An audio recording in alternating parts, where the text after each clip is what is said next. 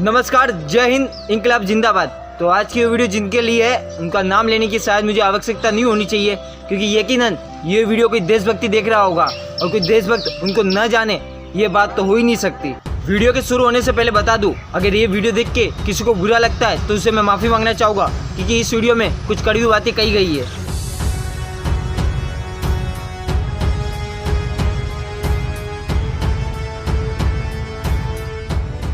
हो सकता है वीडियो देखने के बाद कई लोग मुझसे नफरत करने लगे, पर जो वीडियो में दिखाया गया है वो हकीकत है और कईयों के मन में आज भी ये हकीकत जाग रही है। फ़र्क ये है कि लोग बोलते नहीं है इसके बारे में।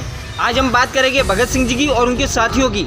सॉरी दोस्तों, माफ़ करना, श्री भगत सिंह जी की और उनके साथियों की। अगर पूरे सम्मान के साथ कहूँ तो शहीद आजम वीर श्री भगत सिंह जी की, क्योंकि अगर हम गांधी को गांधी जी कह सकते तो हम हमारे भगत सिंह को श्री भगत सिंह जी क्यों नहीं कह सकते।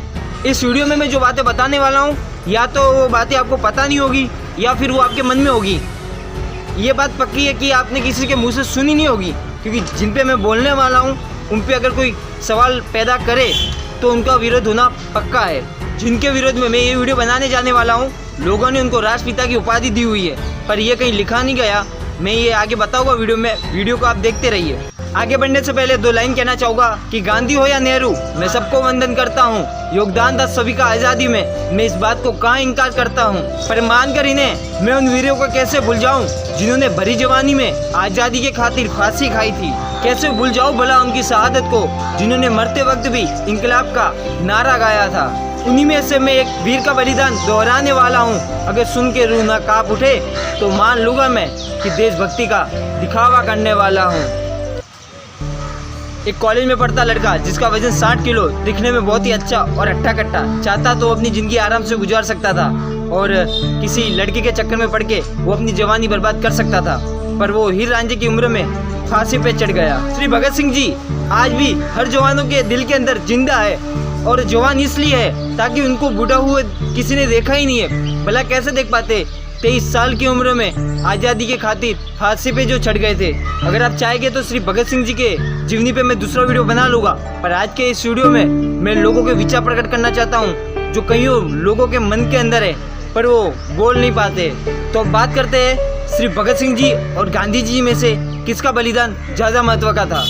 जब श्री भगत सिंह जी असेंबली में बॉम्ब फेंकने की साजिश को अंजाम देने वाले थे तब उन्होंने भेष बदला था।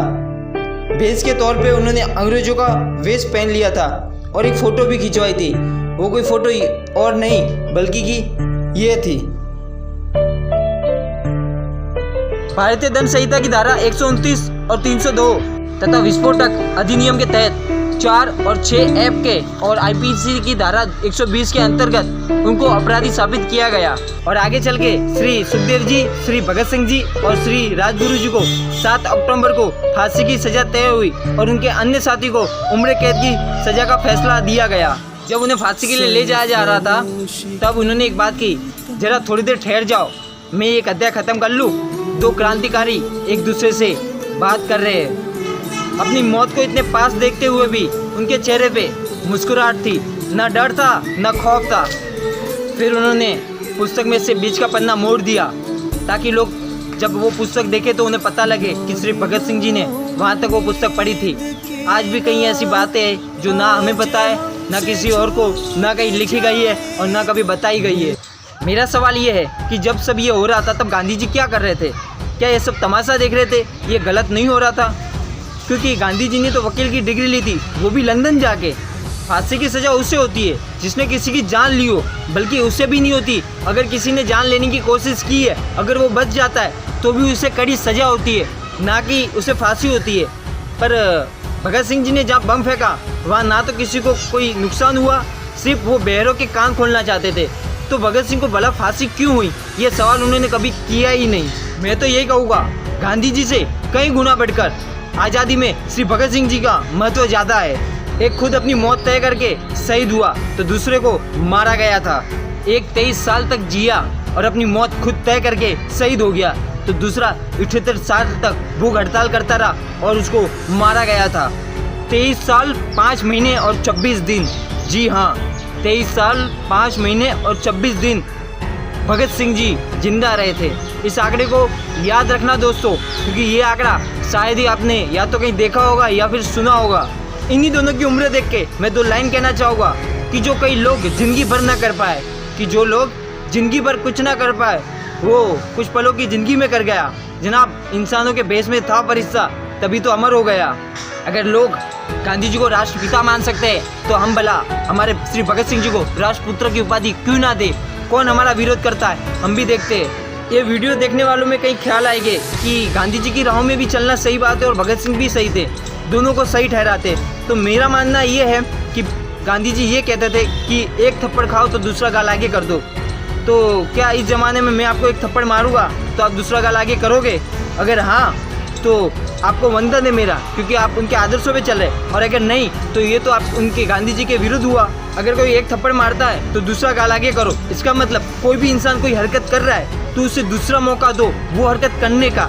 इसका मतलब क्या मैं ये समझूँ कि अगर कोई मेरी बहन को छेड़ रहा है तो उसके आगे मैं अपनी दूसरी बहन लाके खड़ी कर दूँ? अगर इसका जवाब आपके पास है तो कमेंट में मुझे ज़रूर बताना। बाहर के लोग आज भी श्री भगत सिंह जी को आतंकवादी मानते हैं, पर गांधी जी को राष्ट्रपिता। भला राष्ट्र का पिता कोई कैसे हो सकता है? राष्ट्र का पुत्र होता है, ना कि पिता। हमने गांधी जी को राष्ट्रपिता की उपाधि दी हुई है। मैं बता देना चाहूँगा कि संविधान में नहीं लिखा गया कि गांधी जी हमारे राष्ट्रपिता है। सिर्फ लोग कहते आए और लोग मानते आए, बाकी किसी संविधान में नहीं लिखा, कहीं ऐसा नहीं लिखा हुआ कि गांधी जी राष्ट्रपिता है। उससे पहले एक छोटा सा वीडियो देख लो। इस्लामी राष्ट्र क्यों बन गया? पाकिस्तान इस्लामी राष्ट्र क्यों बन गया? बांग्लादेश इस्लामी राष्ट्र क्यों बन गया? भारत के संविधान में तो हिंदू राष्ट्र का जिक्र है नहीं। प्रेम शुक्ला जी, यही बात मैं आनंद दुबे से भी पूछूंगी, संगीत जी से। नहीं, बहुत अच्छा प्रश्न है आपका। भारत के संविधान में तो महात्मा गांधी को राष्ट्रपिता भी नहीं कहा जाता। कहाँ लिखा हुआ है कि महात्मा गांधी राष्ट्रपिता है? लेकिन पूरा देश राष्ट्रपिता मानता है कि नहीं महात्मा गांधी को? एक दूसरा वीडियो बताना चाहूँगा, जब 5वीं क्लास की लड़की ने कहा कि ऐसा कहाँ लिखा गया है कि गांधी जी को राष्ट्रपिता की उपाधि दी गई है। देखिए इस वीडियो में कि आखिर महात्मा गांधी राष्ट्रपिता कब बनाए गए। सरकार के पास जब ये सवाल पूछा तो सरकार को इसका जवाब देते नहीं बन रहा। महात्मा गांधी को किसने राष्ट्रपिता कहा और कब कहा? लखनऊ के एक स्कूल में 5वीं कक्षा में पढ़ रही ऐश्वर्या ये जानना चाहती थी, क्योंकि किताब में ये नहीं लिखा था। उसने सीधे सरकार से जानना चाहा। महात्मा गांधी जी हैं, हम उन्हें फादर ऑफ नेशन कहते हैं। तो मेरे मन में एक सवाल आया कि उन्हें कब से कहा जाता है। मेरी बुक में सवाल का कोई जवाब नहीं था, तो मैंने अपने टीचर्स से पूछा, उनके पास भी इसका कोई जवाब नहीं था। तो ऐश्वर्या ने प्रधानमंत्री के दफ्तर से आरटीआई के तहत ये जानकारी चाही। प्रधानमंत्री कार्यालय को नहीं मालूम था। उसने गृह मंत्रालय को ये चिट्ठी भेज दी।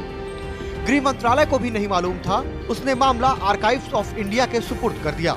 उसे भी नहीं मालूम है। जवाब यही आया। इन्होंने घर पे आके हमसे पूछा कि वो फादर ऑफ नेशन कब से कहलाए जाते हैं। हमने भाई हमको तो ये पता नहीं, यहाँ राष्ट्रपिता कहते हैं, बापू कहते हैं, इतना पता है, लेकिन वो कब से कहे जाते हैं वो हमको नहीं पता है। अब ऐश्वर्या को कौन बताएगा कि जिसे वो राष्ट्रपिता कहती है क्यों कहती है? ये वीडियो देख के तो आप समझ गए होंगे कि आज अब तक कितना सच कितना झूठ पढ़ते और देखते आ रहे हो। हमें कोई ऐतराज नहीं है कि गांधी जी को राष्ट्रपिता की उपाधि दी, आप मानो उन्हें राष्ट्रपिता, पर हम हमारे भगत सिंह जी को आतंकवादी नहीं ठहरा सकते, क्योंकि उन्होंने सर्वोच्च बलिदान दिया था देश के खातिर। हम उन्हें राष्ट्रपुत्र की उपाधि देते हैं। गांधी जी के प्रति ऐसे विचार मेरे तब से है जब से मुझे पता चला था कि गांधी जी चाहते तो श्री भगत सिंह जी की फांसी रुकवा सकते थे, परंतु उन्होंने ऐसा किया नहीं। मैं ये नहीं कहता हूँ कि गांधी जी ने देश के लिए कुछ नहीं किया, उन्होंने बहुत कुछ किया, पर उनकी एक गलती की वजह से उनको इतिहास सवाल पूछता रहेगा। और जब जब भगत सिंह के चेले यहाँ आते रहेंगे तब तक गांधी जी को गालियाँ आती रहेगी। वीडियो किसी को बुरा लगा तो मैं माफ़ी चाहूँगा। अगर आप गांधी जी के आदर्शों पे चलने वाले तो मैं क्या करूँ। इस वीडियो के आखिर में मैं कहना चाहूँगा कि जो हमें आज़ादी मिली है वो ऐसे ही नहीं मिली। इस 23 साल 22 साल के जवानों ने अपना बलिदान दिया हुआ है। यार 23 साल क्या उम्र होती है। आप इस उम्र में तो अपना बिजनेस करना चाहते हो, अपना फ्यूचर बनाने चाहते हो, चाहे कोई भी हो, सब अपना फ्यूचर बनाना चाहते हैं। पर एक वो थे जो देश के खातिर हंसते हंसते फांसी पे लटक गए थे। अगर आपका इस देश में जन्म हुआ है तो बड़े खुश नसीब हो यार। अगर इस देश में जन्म लिया है तो इसका कर्ज जरूर चुकाना। ये अपने इस जन्म को जाने मत देना। बड़े खुश नसीब होते जो हिंदुस्तान में पैदा होते। फिर भी अगर आप देश के लिए कुछ ना कर पाओ तो कोई ऐसा काम जरूर करना जो देश के हित में हो और देश के फायदे में हो, पर ऐसा काम कभी भी मत करना जो देश को नुकसान पहुंचाए। बहुत दुख होता है कि जिस जगह श्री भगत सिंह जी की फांसी लगाई गई वो जगह लाहौर में है, काश वो जगह यहाँ हिंदुस्तान में होती। मेरा मानना तो ये है कि श्री भगत सिंह जी की राह पे चलने वाले आज बॉर्डर पे तैनात है और कई लोग आज फौज में जाने की तैयारी कर रहे हैं, उन्हीं में से मैं एक हूँ। उनकी राह में देख के मुझे देशभक्ति का जो ये जज्बात हुआ वो पैदा हुआ। जैसा आज़ाद देश श्री भगत सिंह जी ने चाहा वैसा देश आज़ाद तो हो चुका है, पर जैसी सोच वाला चाहता वैसी सोच वाला आज देश आज़ाद नहीं है। आज भी कहीं देश में भ्रष्टाचार, कहीं लूटपाट, बलात्कार जैसे किस्से हो रहे जो भगत सिंह जी के बिल्कुल खिलाफ थे। ये भगत सिंह जी बिल्कुल ख़त्म करना चाहते थे। इसी बात के साथ मैं इस वीडियो का अंत कहता हूँ और एक नारा जरूर देना चाहूँगा, इंकलाब जिंदाबाद, जय हिंद, जय भारत। इस वीडियो के बदले में मुझे कुछ नहीं चाहिए, बस कमेंट में इंकलाब जिंदाबाद, भगत सिंह जी जिंदाबाद और जय हिंद के नारे चाहिए, ताकि ये वीडियो देखने वाले जब कमेंट पढ़े और गांधी जी के सपोर्टर ये कमेंट पढ़े ताकि उन्हें पता चले कि आज भी भगत सिंह को चाहने वाले कई लोग बैठे हैं।